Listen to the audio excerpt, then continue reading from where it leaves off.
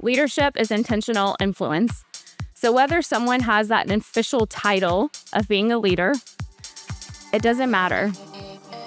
Welcome to a special episode of the Game Changing Attorney podcast. As we count down the days to the 2025 Game Changer Summit, we're looking back to last year's 2024 Game Changer Summit with my own keynote presentation.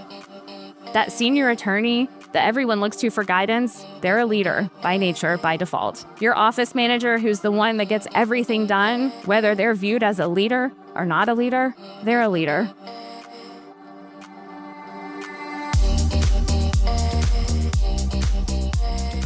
I'm Michael Mogill, founder and CEO of CRISP, the nation's #1 law firm growth company.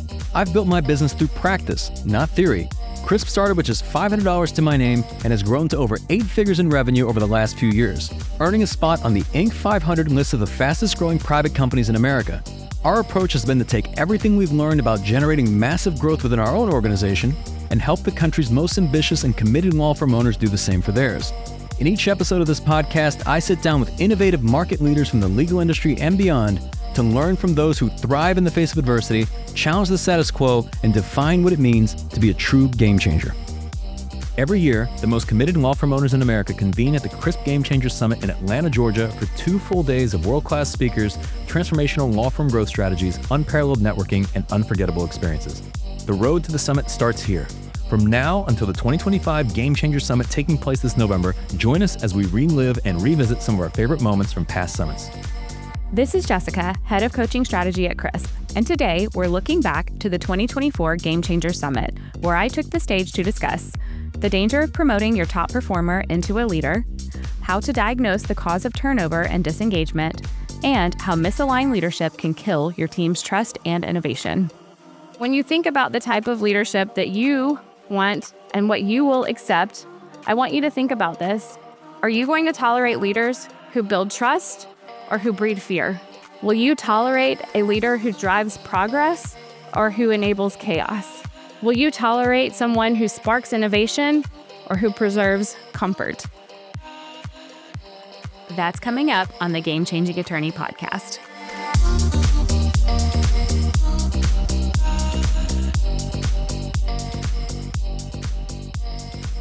Before we begin today's episode, I want to remind you that we aren't beholden to any sponsors or run any ads on this podcast. This allows us to present all of our episodes raw and unfiltered. I'm not going to push any made-to-order meal services on you or try to save you any money on your car insurance. That being said, I have one small request. If you receive any value from this podcast, please give it a 5-star review. Pay the fee so we can keep this podcast free. So Michael watches this show called The Boys. Can't say it's my favorite show, but I hear it in the background quite a lot. And as he's watching this show, this character kind of comes to mind. So if you don't know the premise of the show, it's essentially about superheroes who turn evil. And we think about superheroes and we're like, they're out to save the day. They're out to do amazing things. And I really equated that to your A players, your strongest people. And there's this dangerous myth really within an organization of when you have this high performer, they're already going to immediately excel in leading others. And especially when a firm or a company is at a smaller scale, you take your best player off the field and you go put them into a leadership position because we just assume they can get their own results. Surely they can get results for others. And so we focus on this individual performance without really looking at things in their entirety and not really understanding they're not equipped to handle that yet. So the reality of a lot of leadership items is these A players, when you look at it, it's me, me, me. They think about, how do I hit my results? How do I hit my targets? How am I doing things for my own personal impact? And it's a very selfish mindset at times, but that's what's gotten them to where they are. That's what's gotten them to be that A player. But true leadership, it requires an entirely different skill set and really an entirely different mindset. And those arrows now need to flip out. And it's not about me anymore. It's about everyone else. And it's more about their success as team members and as a team as a whole, rather than my success. And that's where this paradox comes into play. And we look at these so-called superheroes, but the things that make them an exceptional individual performer, that drive, that competitiveness, that ability to dial in, to be able to hit anything that you give them, they actually can be to the detriment of the team, because that can be what makes them a destructive leader if not handled properly, okay? And so it's always just realizing maybe not everyone is cut out to be a leader, because you need amazing, amazing A players to just go do things as well. But all of that relentlessness, all of that drive, if it is not balanced with things like empathy, if it's not balanced with vision, if it's not balanced with the ability to empower others, it actually can come across on the evil side. And so promoting high performers does not necessarily equal great leadership. It doesn't guarantee that. But the thing is this is not a one-off issue. So it's a bigger pattern that I've seen through the number of years, through all of our leadership. And time again, I've seen this in the thousands of firms that we've also worked with. And the leadership failure is not from a lack of resources. It's not from a lack of strategy or even talent, but it's really the misaligned leadership. And so I would like you to write this down. A crack at the leadership level is a canyon to the rest of the team. I often look at this the way when you think about like little kids, you see mom and dad fighting, it seems like the biggest thing in the entire world. And when you're on a leadership team, the rest of the team is looking to you to have everything together, to have that confidence. But leadership's not just a role. It is really the largest influence on whether a team is going to falter or if the team is going to thrive. When it's strong, the alignment is there. It is strong and there is nothing that can stop it. But when it's off, even that slight little crack, it can be rippled out into the entire company and everyone feels it. And just a few wrong choices can really set that off. And it will just echo out and it affects every single layer of an organization. So it's not just a theory. The thing is there are a lot of studies around leadership. A lot of studies of where things have gone really well, where it has actually cost organizations a lot of money, whether it's in disengagement, whether it's in turnover, or simply missed opportunities. So what is that cost of poor leadership? This one is quite staggering on a global scale, on a global impact. The cost of poor management is actually $7 trillion. Not billion, $7 trillion on a global scale. What does that mean? What does that look like? And why is this number so high? Poor leadership is not just a financial impact, it's a people impact. It costs people. And polls that Gallup has done, they have actually found that 52% of departing team members actually said their leader could have prevented them from leaving. Okay? Nothing to me pains me more as a leader when I find out something on someone's way out. And I'm like, wow, had I just known that, I would have been able to fix it. I could have done something about it, but it never made it to me. And then it's too little and it's too late. The other part of this, where it really adds up, is team leads, they drive the engagement of the firm. They drive exactly where everything is going. And companies that have higher engaged teams, they actually experience 23% more profit compared to those with disengaged teams. Seems pretty obvious, right? So you're like, all right, this is nothing new. We know we need great leaders. The thing is, though, with great leaders, is sometimes things are not always what they appear to be. And so this is what you really have to learn. You look at this and you're like, hey, I believed, for me personally, for a long time, if the numbers are being hit and the data tells the story and performance is happening, everything's okay. That everything's fine. We're driving them. We're saying, hey, if this person can hit these goals, it's going to ripple out. There's no problem with any of that. The problem is I started seeing a little bit of a crack just throughout the company, one little crack at a time. Yeah, we were growing. This is over a series. I've been with Crisp over 10 years now. And you notice one small thing and you're like, hey, we're still growing. Maybe just not as fast as we were growing. Certain teams, I'm seeing a lot of turnover in that area. What exactly is that? My highest performers, my A players, they're now disengaged. Why is that? And so then it really hit me. The strong numbers were not enough. Yes, you can see the dashboard. I study data day in and day out all the time. But leadership had to be about more than these results. And so as I dug deeper and as I wanted to say, hey, I am seeing these people depart and I don't know why they're departing. And then I find out later and I could have fixed it had I just known. I realized I need to dig deeper on my own. I cannot just wait to see what someone else is going to tell me. And if we want to be the absolute best, I cannot rely on assumptions of what others are telling me. So I decided before this whole thing shatters, I want to go meet with team members. I want to meet with them one-on-one. I want to know what is happening because as you grow and as you scale, and we're well over 100 team members now, you become disconnected from the person who's doing things every single day. I've done everything in this company except for shoot and edit videos. And so it's like, wow, the way that I used to maybe project manage a video is not the same way it's being done now, for better or for worse.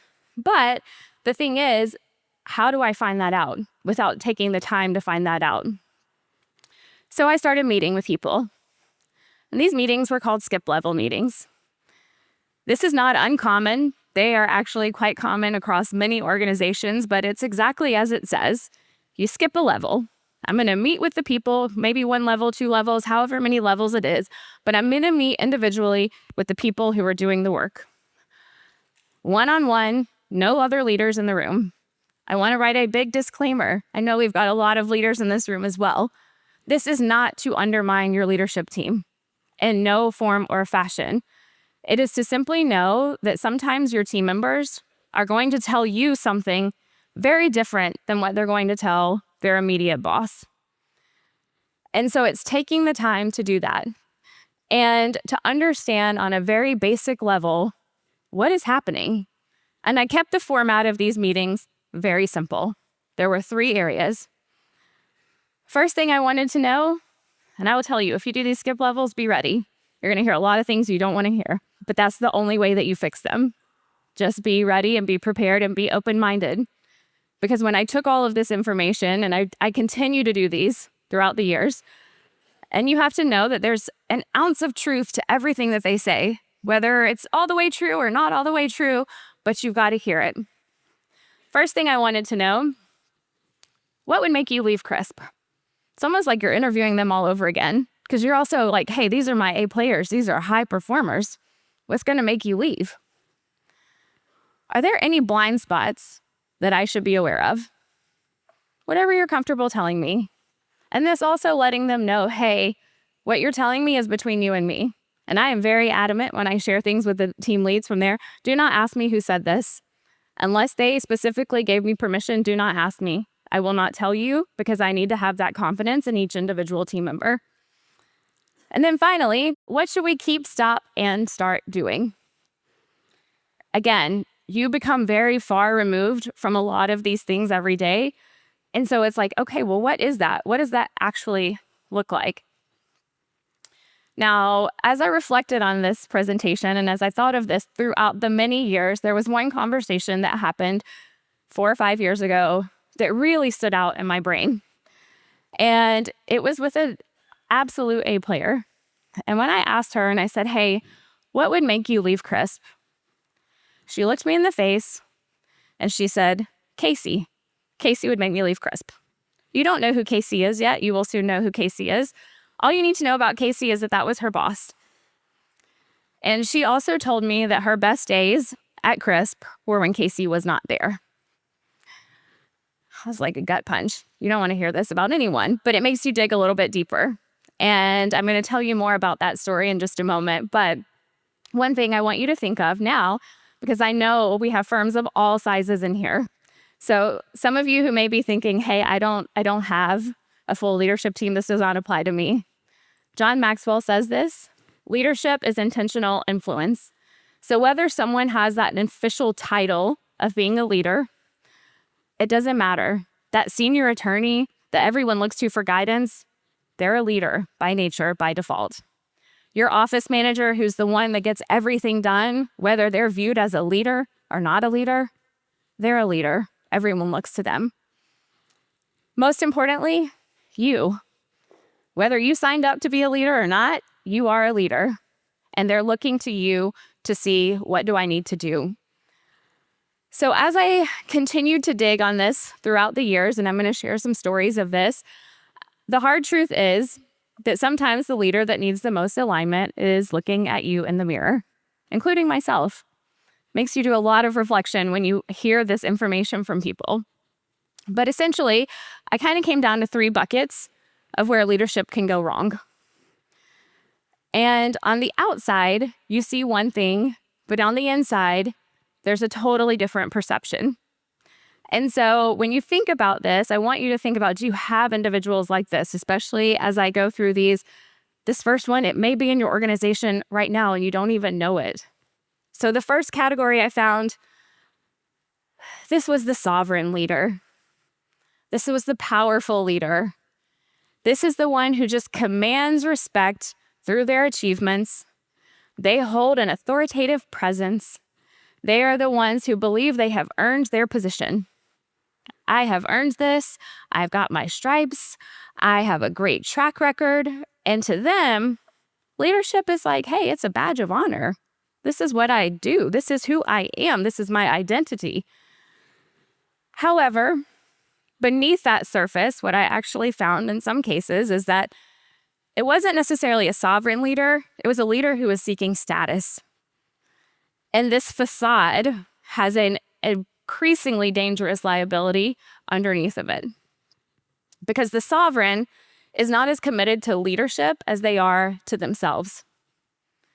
They do things and say, hey, I'm going to prioritize my own reputation over the reputation of everyone else. I'm going to protect my status at any cost, regardless of what it makes the team member look like or feel like. And it's their own form of personal validation. Now, how might you spot this status seeker or sovereign leader? Some of the indicators that I have seen, this person controls the narrative about everything. They must be the one that's in charge of the story and what gets told to you, the firm owner. This person often will throw others under the bus because they are so worried about protecting their own status. They also position themselves as the hero in every story. So going back to that narrative that they must control, they are painting themselves as the hero every single time. They also make decisions based on optics, not outcomes. What decision can I make that is going to make me look the absolute best? And finally, they create these dependencies and this bottleneck for themselves. So I must be the approver on every single thing so that you need me, so that I still have power and I still have status. So now let me tell you about Casey back in 2020. This breaking news, fear everyone and everything. That is your status seeker. That is how they view things. And they create fear. It's actually a very fear-based approach in leadership. So we're calling this leader Casey. And this was during the pandemic in 2020. Everyone is already anxious. Everyone is already on edge. Things are already hard enough. Casey's whole identity was being the boss. Casey had to be in charge. And every time Casey sent a Slack, everyone was just like on edge, paranoid. It was like eggshells all the time with this person. Oh God, I just dread meeting with this person. What is going to happen? During this time, the team needed support. They needed connection. They needed humanity. And all they got were directives. You can't question me. Just go do it. Just listen to me. This is the way that it is. And I'm just going to command everything. So she thought her job was about wielding authority, but she was missing the fact that people need connection. They need responsibility. So the problem is team members started doubting their work because they were so scared If I mess up, I'm going to be made the next example. I am going to be called out in front of everyone. So it became a very fear-based approach. And at that time, Michael and I realized, hey, we've got to step in. This is not going to work. Everyone is operating out of pure fear. So one of the fun things Michael did as we had to end this relationship, it was during 2020, is create that sense of humanity again. We sent pizzas to every single person. We're all at home. It's the pandemic. Their reaction, it was all over social media, but it was like, thank you. I'm so grateful, because all they had been used to was a toxic environment. And it had to be recreated, and we had to flip that switch. So the thing is it has a huge business impact as well, because it creates this paralysis based on fear. People then avoid decisions. They keep ideas to themselves. They constantly play it safe, all out of fear, because this status seeker is going to throw them under the bus, and it simply stifles growth. So in research, this fear-based leadership is actually a $36 billion cost annually in this country through lost productivity. So when you think about that, you really break that down. Every leader is actually wasting about 10 hours a week and causing that, and it's because of the fear. And everything is slowing down. There is no longer any trust.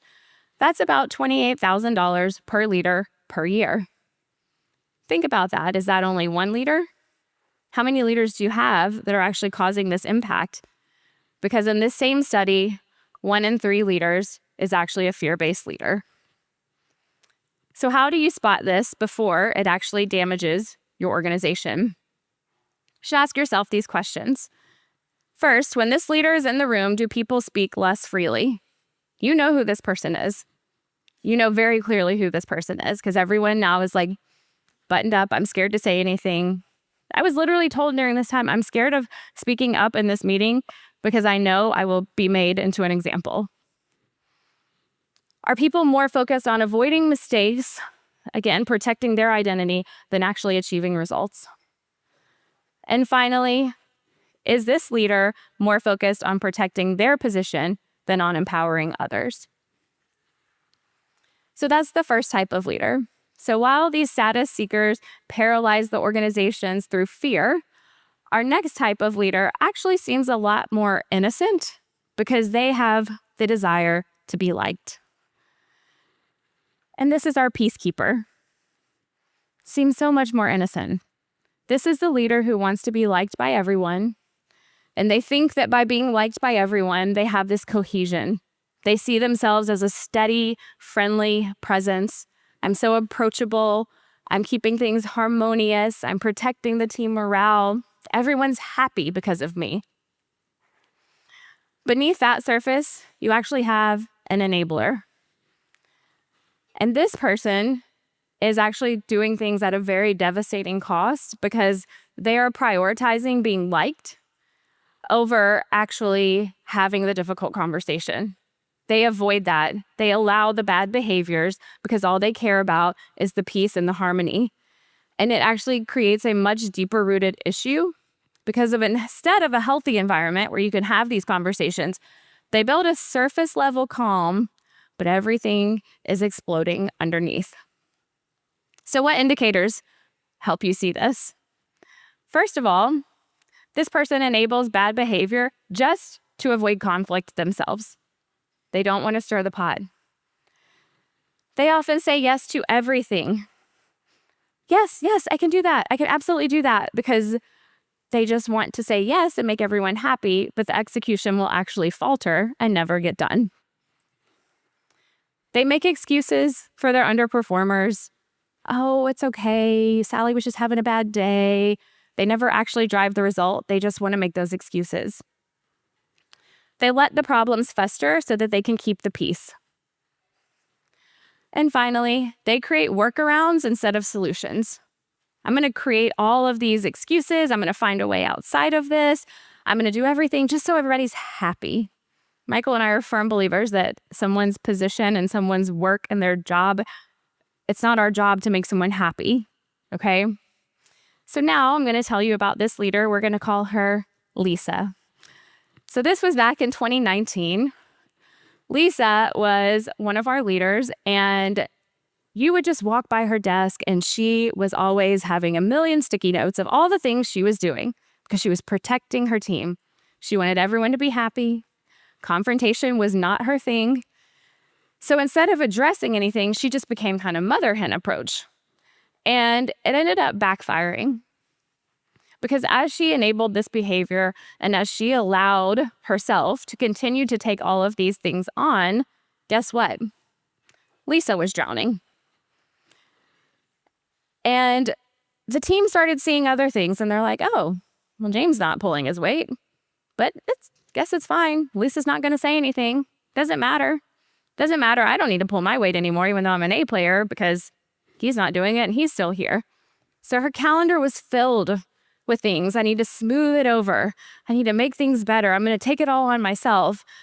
So Michael and I tried to meet with her and said, hey, let's just have the difficult conversations. Let's just step in. Let's give you the support. We want this to succeed. We want this to work out. She could not bring herself to do it. Her desire to be liked was far too strong. So eventually, as she is drowning, the weight buried her and she ended up burning out and leaving. So this taught us another hard truth with this is that keeping the peace cannot come at the expense of accountability. So we said we must now find leaders who are able to have these conversations and to drive things forward. Now, the business impact of this, because again, this one seems so innocent. It's just because this person wants to be liked. The problem is the emotional waste that this creates. As you get bigger and bigger, the lines of communication scale exponentially. It becomes to a point, again, kind of even the root of why I ever had these conversations was simply because, you lose the pulse with every single person. But the problem with this is everyone now starts creating their own narrative. And we know what happens with that. We're creating drama. We're creating emotional waste. We're now wasting a lot of time when we could be productive. Because, again, we talk about James. James isn't pulling his weight, but guess what? James is not having a difficult conversation. So now everyone is forming their own narrative and their own story, and there's always the meeting after the meeting, and now everyone is frustrated because they see this peace, but it's not necessarily peace. So we reference quite often, and we partner with Cy Wakeman, and this is really where this comes in, is that drama is simply emotional waste in the workplace. Now, how much of this waste is there? And her research, she has actually found that each individual team member loses about 2.5 hours per day on workplace drama. You're like, oh, what? Drama is, oh, man, did you see the way James was looking at me in that meeting? Oh, yeah, well, Sally was just over there and she was in the break room for far too long. Anything like that, it stirs up drama. People are creating their own narrative. And what happens when you compound this? Each individual team member results in 816 hours per year per team member in wasted time on drama. So, how do you diagnose this type of leader? Ask yourself, is there a meeting after the meeting where the real conversation happens? I'm not going to say what I actually think in this meeting because I don't want anyone to get mad at me, but now everyone's going to go have a meeting after the meeting to talk about what really happened. Do they spend more time on drama than addressing the real issue? No, it's okay. I'm making excuses. I'm making sure everybody's okay. It's just because I don't want to have that difficult conversation. And then finally, does this leader prioritize being liked over driving results? Because that will not drive your business forward. So if we think about the status seekers first, they're killing innovation through fear. And now we think about our enablers here. They're killing progress through avoidance. Our final type of leader here might be the most dangerous because it kind of sneaks up on you and you don't actually realize it. But they kill the future by solely focusing on the past. And now that brings us to our veteran. Our veteran leader here, they have been around the block. They've seen the highs, they've seen the lows, they have seen everything in between. They've got all the years of experience. They know what's worked before, been there, done that. to them, leadership simply means consistency and reliability. I'm just going to protect what has been built, and I am going to just hold it there, and I don't need to think anything beyond that. The other side of your veteran, though, is the preserver. And they're hoarding and they're holding on to the way things have always been done. They're no longer focused on pushing past the boundaries. They're not focused on trying anything new. They are more concerned with protecting the status quo and holding on to that one win that they did. Remember 5 years ago when I did that? Remember 5 years ago when I made that process easier? They're just harping on that, and they are not looking forward. So what appears to be a very stabilizing force, because yes, you do need consistency to some degree, is actually kind of an undercover roadblock. It's quietly, it's subtly stifling your innovation, and it's stifling your growth. So what indicators do you see with this type of leader? They first shoot things down all the time. Well, we tried that. It's not going to work. Automatically defensive. They tell you all the time why something will not work. They get defensive when any results are questioned.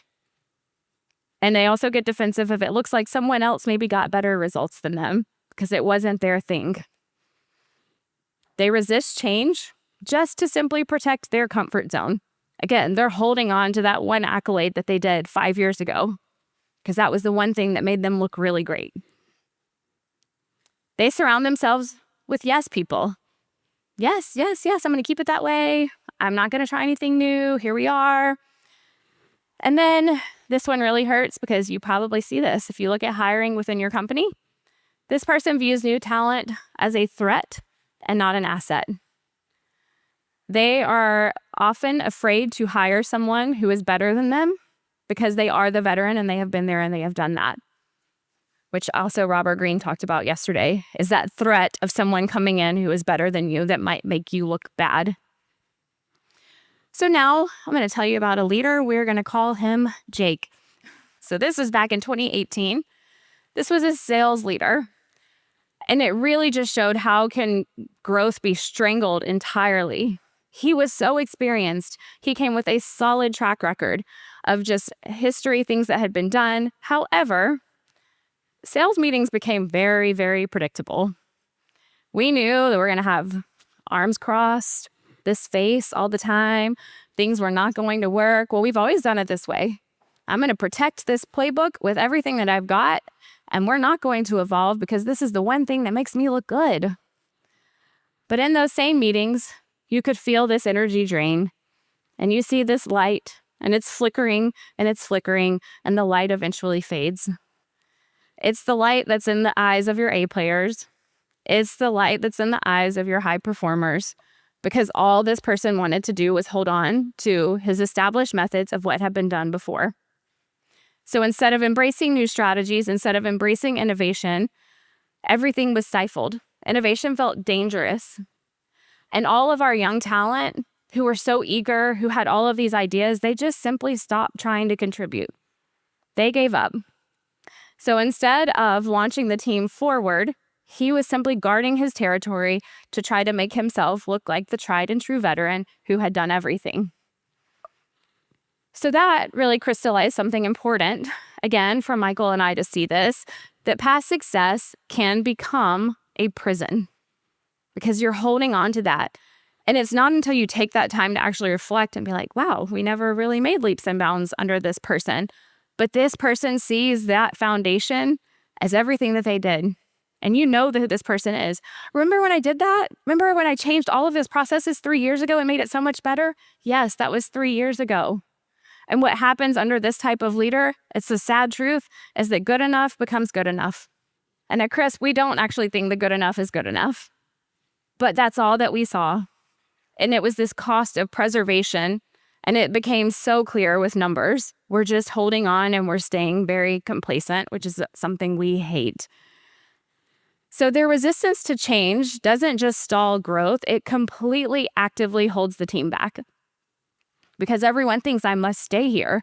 So instead of adapting to anything new in the marketplace, instead of meeting the demands of innovation and things that are changing, the team simply stays stuck and their outdated methods. So now again, you're losing your high performers. They feel stifled, and before long, they're simply disengaged or they leave to go somewhere else where their input is valued, where they have this ability to succeed because they can try new things. But the reality is, when you simply go through the motions, you are costing the business so much. You lose your competitive edge and ultimately all of the future potential. You all are very aware with this company, IBM. So in the 80s, they did not just lead the computer industry, they owned it. It was so much so that the government actually almost considered them a monopoly and tried to break them up. But today, it would be a staggering result for you guys to know, they actually only hold 4% of that same marketplace that they dominated in the 80s. So what happened? They chose preservation over innovation. So while other competitors were pushing boundaries, they were protecting their past successes. They didn't lose their position in one big dramatic moment. And that's the thing, and the sneaky part about this veteran leader. It's like a slow death. It's a very slow thing because you don't realize it. It happens slowly over time. They're holding on, and then you're like, wait a minute, we haven't really changed. So to identify this pattern before it's too late, you should ask yourself these questions. Do they protect what's familiar over exploring what could be improved? Again, I'm just holding on to my past wins. I don't even want to try anything new. I'm threatened by anything new. Has the pace of improvement noticeably slowed under this leader? Okay. Have you just, again, it's that slow decline. It's not one drastic thing that takes it all away. And finally, the one that really hurts, does this leader hire people who maintain rather than elevate standards? Michael and I consistently say, I want to be the dumbest person in the room. Hire someone way smarter than me. I let them figure something out. I don't want to figure it out. This person is threatened by smarter and better talent who can do something that they cannot do. There's a lot of insecurities in this. So when you look at all three of these again, your status seeker, your enabler, your preserver, the thing is when leadership fails, and any three of these categories, something vital dies within your organization. With your status seeker, trust dies. They have bred such a culture of fear where anyone is scared to try something new. They are scared to get thrown under the bus. They are scared to be made an example. Trust becomes the first casualty in your business under this leader. Fear simply paralyzes everyone. And without trust, what kind of organization do you have? There is no foundation.